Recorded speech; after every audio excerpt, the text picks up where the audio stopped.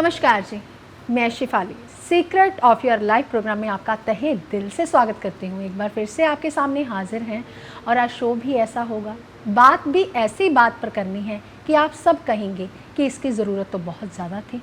आज बात किस बात पर है, आज टॉपिक किस बात पर है, तो पहले स्वागत कर लेते हैं प्रोफेसर साहब। ओम नमः शिवाय। नमस्कार। प्रोफेसर साहब कहते हैं कि कदली सीप भुजंग मुख, स्वाति एक गुण तीन, जैसी संगति बैठिए वैसे ही फल दीन। प्रोफेसर साहब हम सब चाहते हैं कि हमारा घर जो है वो खुशहाल रहे, हमारे बच्चे जो हैं वो बुरी आदतों का शिकार ना हो। लेकिन आजकल क्या हो रहा है, बच्चों को छोड़ो बड़े जो हैं वो भी बुरी आदतों का शिकार हैं। जैसे कि नशे की लत लगी हुई है, ड्रिंक ज़्यादा करते हैं, शराब ज़्यादा पीते हैं। ये प्रोफेसर क्या कुंडली देखकर ये जाना जा सकता है कि जो बच्चे हैं, जो बड़े हैं, इन बुरी आदतों का शिकार ना हो? बहुत अच्छा पूछा शिफाली जी आपने। आज आपने बच्चों के बारे में और बड़ों के बारे में जानने की कोशिश कर रहे हो। ये इंसान बिगड़ेगा, ड्रिंक पिएगा, कितनी पिएगा और ये कितना कौन सा नशा करेगा, ये सब कुछ हम इसी एपिसोड में बताएंगे। जैसा कि शिफाली जी ने पूछा कि इंसान नशा जो बच्चा है वो भी करना शुरू कर देगा या बड़े होके करेगा। देखिए, दो क्वेश्चन है। एक, बचपन से बच्चे को जब हम संगत वैसी मिल जाती है तो वो बचपन से ही कहते संगत का असर है, जो रंगत है ना वो मिल ही जाती है। दूसरा घर होता है हमारे गले का, मुंह का। गले का तीसरा हाउस आ जाता है, दूसरा हाउस यहाँ हमारे माउथ का। वैसे तीसरा हाउस हम यहाँ कंधों का बोलते हैं, दूसरा हाउस का हिस्सा ये ही बनता है। पहला हाउस या ये वाला बनता है, माथे से लेकर यहाँ सिर से लेकर आँखों तक, नोज़ तक, ये पहला हाउस ही बनता है। हाँ, वो अलग बात है, श्वास हम ले रहे हैं, कान कौन सा, तीसरा घर या दूसरा घर या 12वां घर, दायां कान दूसरा घर, बायां कान 12वां हाउस, वो अलग बात है, वो बात की बात है। इंसान नशा करेगा, कौन से ऐसे ग्रह हैं, बचपन से करना शुरू कर देगा या बड़ा होके करना शुरू कर देता है?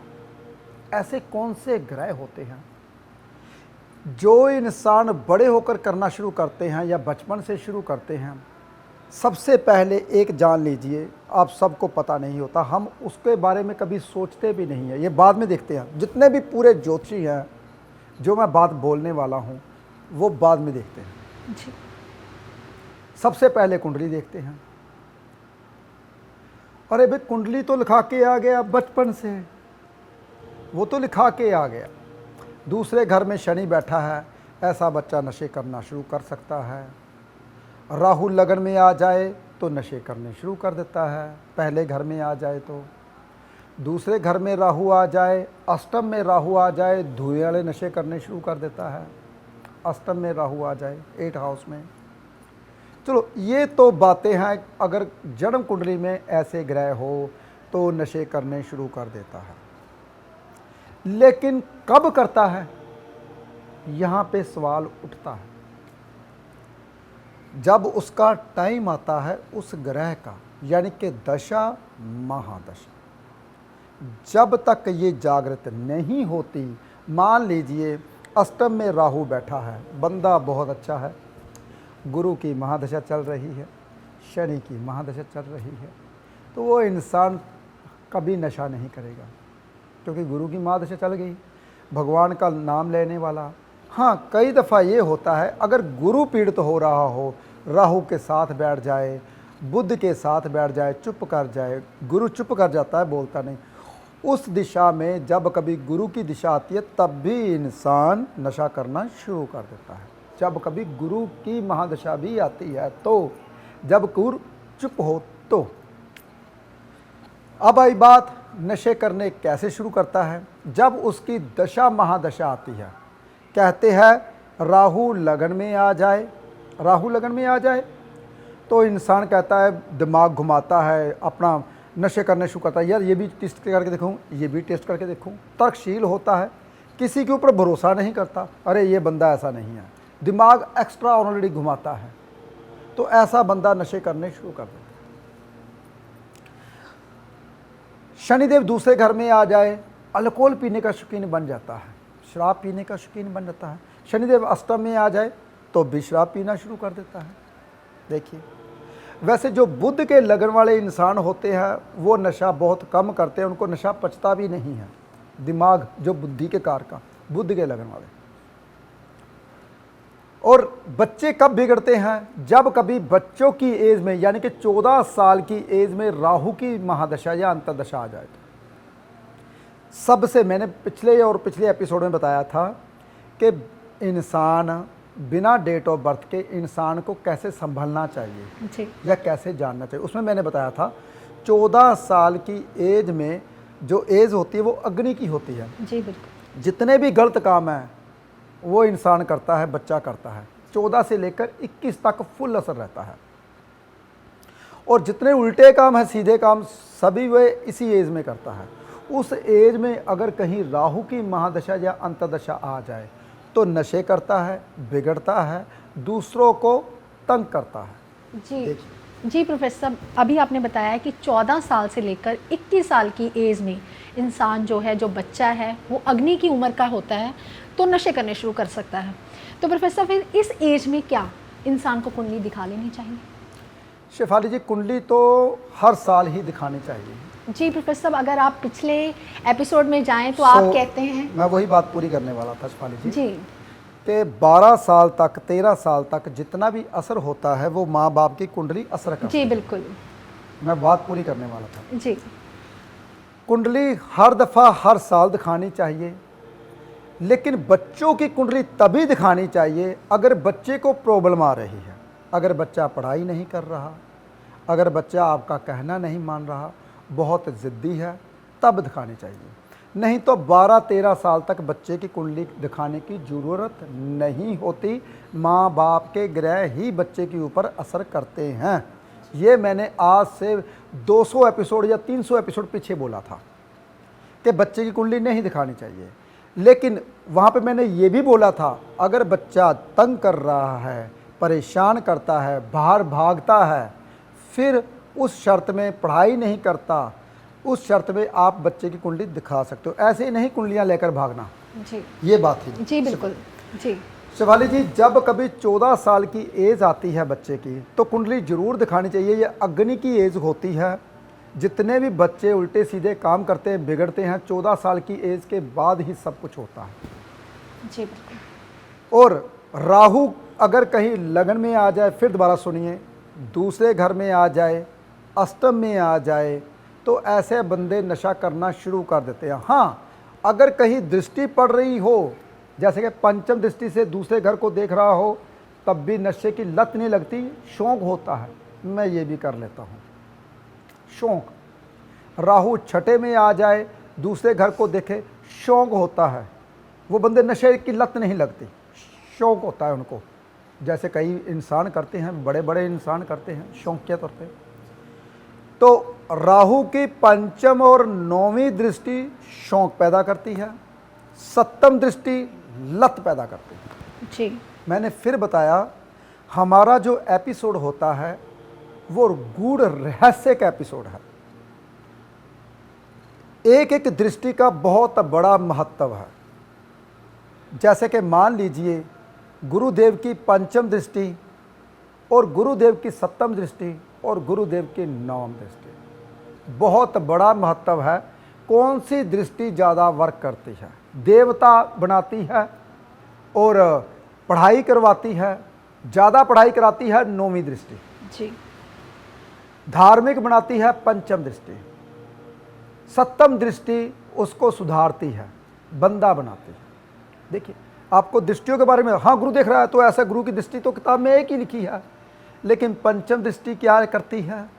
सप्तम दृष्टि क्या करती है शेफाली जी? जी बिल्कुल।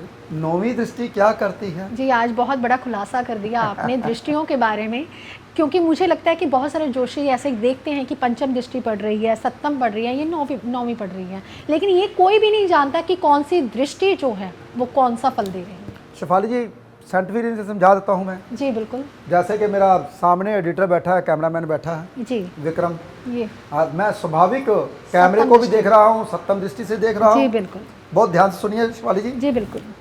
अगर यहाँ पे देखूँ तो मेरा दूसरा देख रहा है कैमरामैन, वहाँ पे देखूँ तो मैं स्पेशल देखता हूँ, थोड़ी सी स्पेशल देखता हूँ, ये क्या कर रहा है, ये पंचम दृष्टि। जी बिल्कुल। अब मैंने स्पेशल देखा मुड़ के। आपकी ओर, ये हुई नौवीं दृष्टि। तो हर दृष्टि का एक महत्व है। जी बिल्कुल। शेफाली जी, हम पता क्या करते हैं, हम कहते हैं गुरु ही देख रहा है तो अच्छा होता है। कौन सी दृष्टि से देख रहा है?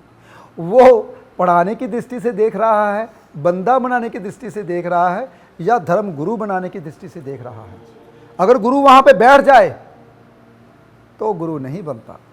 कहते हैं गुरु जिस घर में बैठा हो उस घर का विनाश करता है, जिस घर को देख रहा हो उस घर की वृद्धि करता है। इसलिए गुरु जहां पे बैठ जाए, अगर कारक भाव में बैठ जाए, कारक भाव भाव नाश्य।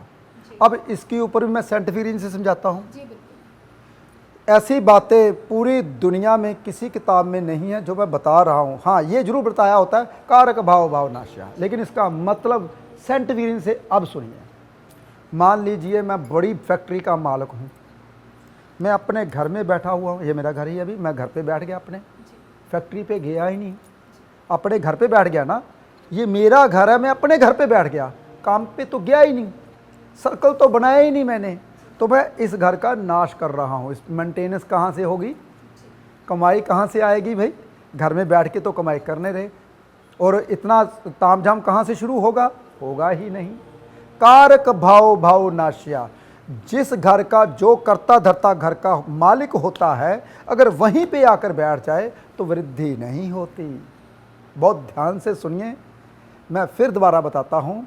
अगर इंसान कारोबार कोई करता है, अगर वो उठकर जाएगा, सुबह जल्दी उठेगा, तभी कामयाब होगा, जी बिल्कुल, नहीं तो नहीं होगा। इसलिए कारक भाव भाव नाश्या, ये लाइन इसलिए लिखी गई थी। तो शनिदेव की तीसरी दृष्टि, सप्तम दृष्टि और दसम दृष्टि, सबसे ज़्यादा खतरनाक दसम दृष्टि होती है भाई। इसलिए शनिदेव दसम दृष्टि से दूसरे घर को देख रहे हैं, यानी कि पंचम घर में बैठे हुए दूसरे घर को देख रहे हैं। दूसरे घर का मालिक राहु के साथ बैठ जाए, या मान लीजिए अष्टम घर में बैठ जाए, राहु देवी अष्टम में बैठे हों, या राहु देव 12वें घर में बैठ जाए, और मान लीजिए 12वें घर में बैठ गए तो 9वीं दृष्टि से अष्टम घर को देखेंगे, यानी कि उसके घर को शनि ने देखा और उस घर के मालिक को राहु ने देख लिया, तो भी इंसान नशे करने शुरू कर देता है। लेकिन लत नहीं लगती, मैंने फिर बताया, क्योंकि राहु की 9वीं दृष्टि होगी, शौकीन बन गया। शनि ने दसम दृष्टि देखी, स्पेशल देखा शनिदेव ने। शनिदेव कभी भी बिगाड़ते नहीं इंसान को, वो सुधारते हैं। पहले ये समझिए। हम कहते हैं शनिदेव बहुत खराब हो, तेरा शनि खराब हो, तेरा राहु खराब हो, जी बेचारा तो ना भी खराब हो तभी खराब कर दो। जी जी बिल्कुल। इसलिए कोई शनि खराब नहीं, कोई राहु खराब नहीं, यही दो ग्रह आपको बनाते हैं। शनिदेव आपका तामझाम इकट्ठा करते हैं, आपको बंदा बनाते हैं। भाई ये देह ने कुछ नहीं लेकर जाना, ये कपड़े तन पे ऊपर जो मैंने डाले हुए हैं ना, ये नसात नहीं जाएंगे। ये जितना तामझाम मैंने पहना हुआ है ना, ये सब यहीं पे रह जाएगा। जो इंसान ने बनाया है, जो कुदरत ने ज़मीन के ऊपर बनाया है, जितने पेड़ पौधे, जितनी इंसान की बनाई हुई चीज़ें, सब कहते घटंत दीपक घटंत सस्य, सूरज घट रहा है, दीपक घट रहा है, पृथ्वी घट रही है, चांद तारे खत्म हो रहे हैं, सब ने खत्म हो जाना है। सब ऐसे ही मैंने पिछले एपिसोड में बताया था, शुक्र ग्रह बहुत अच्छी पृथ्वी थी भाई जी, बहुत झरने चलते थे, दुनिया बसती थी, वो धीरे धीरे ख़त्म हो गई। इंसानों ने वहाँ पे यहाँ ढूंढ लिया, राजा पृथु ने पृथ्वी को ढूंढा। पहले शुक्रदेव के ऊपर रहते होंगे, ये तो मेरी इमेजिनेशन है, ये मेरी कल्पना है, क्योंकि भागवत श्रीमद् भागवत पुराण में लिखा था, राजा पृथु ने जब कभी पृथ्वी उनकी ख़त्म हो गई, उनका इलेक्ट्रॉनिक पार्ट बहुत हाई लेवल पे चला गया, वो हर चीज़ को बहुत बारीकी में देखने लगे, और एक मान लीजिए 1 घंटे में पृथ्वी में, 1 घंटे में मंगल में जाने लगे। इतनी जब तक इलेक्ट्रॉनिक बढ़ गई उसकी, तब उनकी पृथ्वी खत्म हो गई, यानी कि शुक्र ग्रह खत्म हो गया। तो उन्होंने पृथ्वी को ढूंढा फिर, अब पृथ्वी की इलेक्ट्रॉनिक चीज़ें बढ़ा रहे हैं, पृथ्वी को ख़त्म कर रहे हैं, गर्मी बढ़ रही है पृथ्वी की। पहले तो इतनी गर्मी नहीं हुआ करती, मुझे अभी तक याद है जब सर्दियाँ आती थी ना, अगस्त का महीना चल रहा है, ख़त्म होने वाला है, अभी कल ख़त्म हो जाएगा, परसों। हाँ, हो सकता है आपको एपिसोड 7-8 तारीख को मिले, सितंबर को मिले। उस वक्त सितंबर के हम ना स्वेटर डाल लेते थे, ये सच्चाई बता रहा हूँ आपको मैं, सच। हम स्वेटर गर्म लोइयाँ डाल के हम जाया करते थे। मुझे अभी तक याद है जब दीपावली के करीब हुआ करते थे तो इतनी सर्दी होती थी, मुंह से भाप निकलती थी। इतना मोटा कंबल लेके हम रामलीला देखने जाते थे।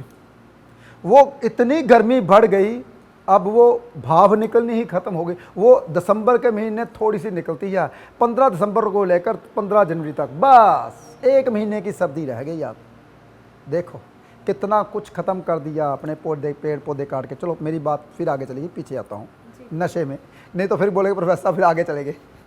तो नशा इंसान तब करता है जब सूर्य देव खराब हो रहे हों। राजा खराब होगा तभी तो बदनाम होगा जी, आत्मा का कारक, आत्मा का कारक। आत्मा कमजोर होगी कमजोर होगी तभी तो वो नशे करेगा। जी बिल्कुल। चंद्रमा खराब होगा तभी वो डरेगा, मन की अवस्था खराब होगी, खराब होगी तभी वो नशे में रहेगा चूर। जी। राजा और रानी नशे में सबसे अहम रोल पैदा करते हैं जी। अगर वो खराब है तभी वो बुरे ग्रहों की ओर जाएंगे, तभी धुएं वाला और अल्कोहल वाला नशा करेंगे। देखिए कुछ लोग कहते हैं यार रात को नींद नहीं आती, रात को मुझे घूमना बहुत पसंद है, इसका मतलब उसका शनि ज़्यादा स्ट्रॉन्ग है। कुछ लोग कहते हैं जैसे ही मेरे जैसे 5 बज के 5:30 बजे छुट्टी करो ऑफिस की, चलो चलो चलो 6 बजे घर पे चले, चाहे सर्दी चाहे गर्मी 6 बजे घर में आ जाता हूँ। जैसे ही 7 बजते हैं थोड़ा सा छत के ऊपर टहल लेता हूँ, पार्क में टहल लेता हूँ, जैसे ही अंधेरा पड़ता है घर पे बैठ जाता हूँ और सोने की तैयारी करनी शुरू कर देता। 8:30-9 बजे सो जाते हैं क्योंकि 4 बजे उठना होता है हमने। यानी कि हमें रात अच्छी नहीं लगती, हमें लगता है कि रात को सोना ज़्यादा अच्छा है क्योंकि शनि के टाइम पे सोना चाहिए जी। सूर्य के टाइम पे खाना चाहिए और पीना चाहिए। यानी कि खाना आप सूर्य के टाइम पे खाओगे, वो पाचन शक्ति आपकी बहुत बुलंद रहेगी, 120 साल की उम्र में ही जाओगे, उससे पहले नहीं जा पाओगे। सूर्य और चंद्रमा अगर पीड़ित हों तो इंसान कमज़ोर होता है, तो वो डरने लगता, डर के मारे नशा करने लगते हैं। कुछ लोग ऐसे होते हैं। अगर राहु सप्तम में बैठ जाए, लगन को देखे और दूसरे घर में शनि आ जाए, दूसरा घर भी पीड़ित हो गया, लग्नेश भी आपका पीड़ित हो जाए, लग्नेश आपका 11वें घर में चला जाए। बहुत ध्यान सुनिए ये योग के बारे में। लग्नेश 11वें घर में चला जाए शिफाली जी, क्या होता है जी? सेहत खराब रहती है। वेरी गुड, सेहत खराब रहती है। और सप्तम घर में राहु देव बैठे हुए पंचम दृष्टि के देखेंगे। जी बिल्कुल। लग्नेश को देख लिया, दूसरे घर में शनिदेव बैठ गए और 10वीं दृष्टि से लग्नेश को, लगन को तो राहु देव देख रहे हैं, लगन को भी देख रहे हैं, लग्नेश को भी देख रहे हैं। ऐसे बंदे नशेड़ी होते हैं जी। क्या हो गया, राहु देव ने उसको भी पीड़ित कर दिया, शनिदेव ने वहाँ पे बैठ के और उसके घर को भी पीड़ित कर दिया, तो घर की वृद्धि कर दी दूसरे घर की। यानी कि वो इंसान को शराब की लत लग जाएगी 100%। तो यहाँ पे लग्नेश पीड़ित, लगन पीड़ित। जी। सबसे बड़ी बात आ गई। अब आप यहाँ पे सवाल उठता है प्रोफेसर, आप बोलते थे शनि और राहु बहुत अच्छे होते हैं, तो इन्होंने ही लत लगा दी। अरे भाई शनि और राहु देव बहुत अच्छे होते हैं, लेकिन नशे के कारक जो ग्रह हैं यही हैं, नशा देते भी यही हैं, नशा उतारते भी यही हैं। कैसे? चलो बताओ मुझे। मान लीजिए बहुत ज़्यादा नशा कर लिया है आपने, तो खट्टा खाना पड़ता है ना आपको, कहते खट्टा खाइए, खट्टी दही पीजिए, खट्टी लस्सी पीजिए। यानी केतु का सहारा लेना पड़ता है राहु के सामने, क्या यानी कि राहु का धड़ का सहारा लेना पड़ता है नशा उतारने के लिए, राहु के घमंड को दूर करने के लिए केतु का सहारा लेना पड़ता है। केतु किसका है चेला? गुरु का चेला। बहुत बारीकियां हैं। ऐसे ही नहीं ज्योतिष का हर इंसान कर सकता। हमने तो इतनी पढ़ाई कर ली, इतनी पढ़ाई कर ली, पढ़ पढ़ के मैं ये जान पाया मुझे कुछ नहीं आता। ज्योतिष के बारे में किताबों में उतना ही लिखा गया है जितनी थ्योरियां हैं, समझना आपने है। कुंडली आजकल तो ऐसी कुंडली आती है, आजकल तो ऐसे लोग आते हैं, ऐसी बीमारियां आती हैं, इंसान सोचने पे मजबूर हो जाता है ये तो कुंडली में ये तो किसी ग्रह के साथ मैच ही नहीं करती। जी बिल्कुल ऐसे ही होता है शिवाली जी, जब जी, हमारे बिल्कुल। पास आता जी, है बिल्कुल। तो हम कहाँ ढूंढे भाई। जी फिर हम कहते हैं भाई बाप की कुंडली लेके आओ, कहीं वो तो नहीं केतु पीड़ित तो हो रहा। जी माँ की कुंडली भी साथ में देखते हैं, उसकी पत्नी की कुंडली में ये भी योग तो नहीं हो रहा, उसके बेटे की कुंडली में ये योग तो नहीं कि पिता के साथ ऐसा होगा। जी ऐसे ही नहीं कुंडली को देखा जाता, बहुत कठिन है। लेकिन नशे की लत जो लगती है, अगर सीधा सीधा राहुदेव देखते हैं तो नशे की लत लग जाती है। अगर राहुदेव बैठे हों तब भी नशे की लत लग जाती है। अगर राहुदेव की पंचम दृष्टि या नौवीं दृष्टि से, अगर नौवीं दृष्टि से देखते हैं तो शकीन होते हैं, लत नहीं लगती।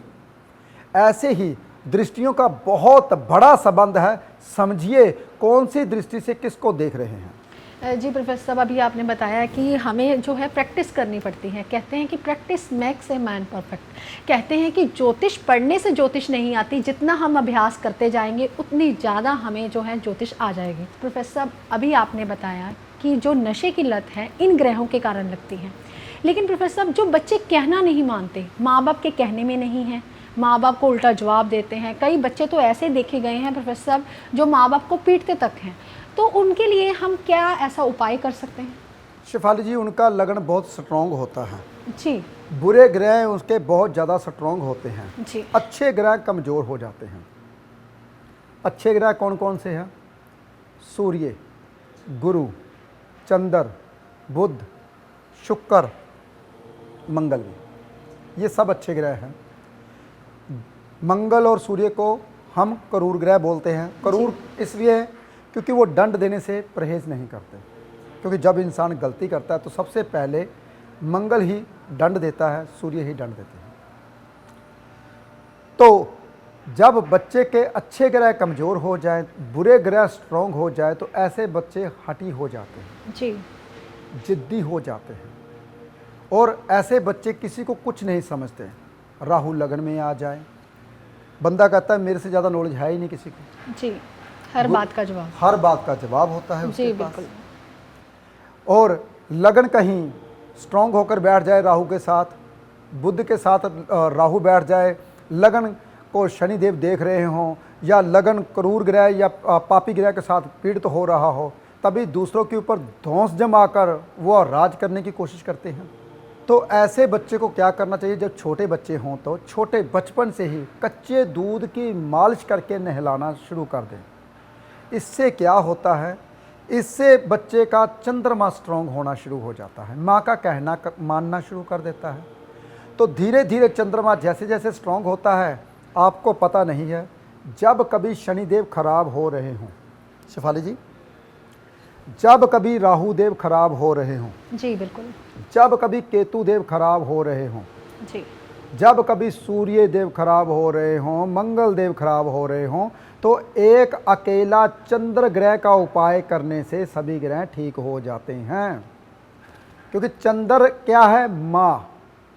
माँ की गोद में चाहे शैतान बच्चा हो, चाहे अच्छा बच्चा हो, वो माँ की गोद में जाके ही चुप करता है।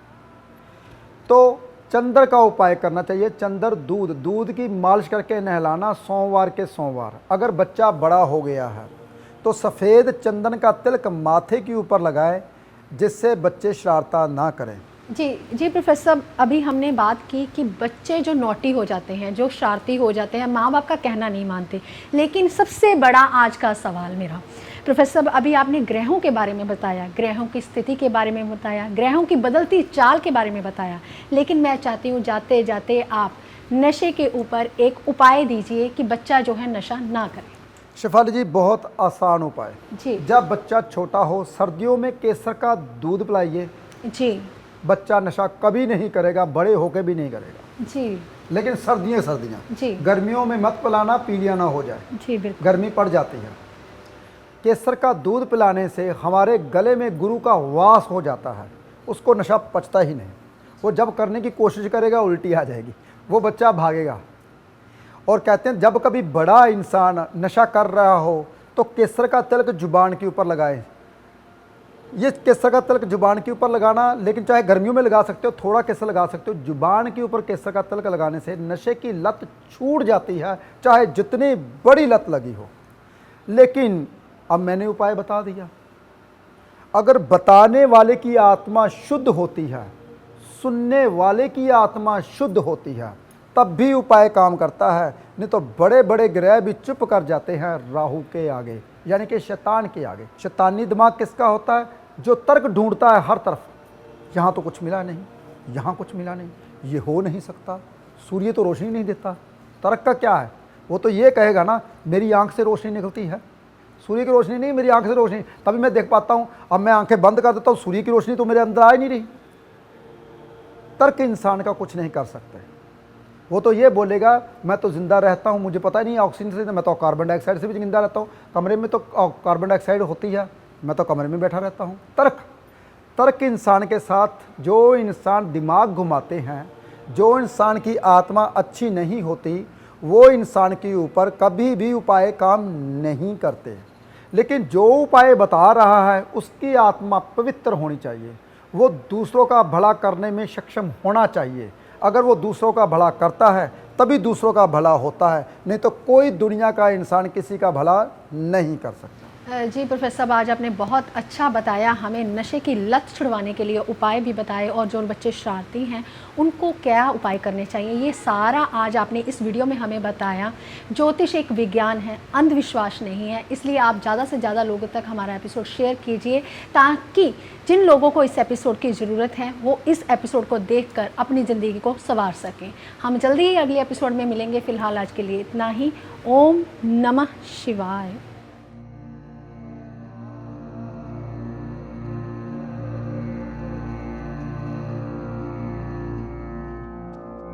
Hey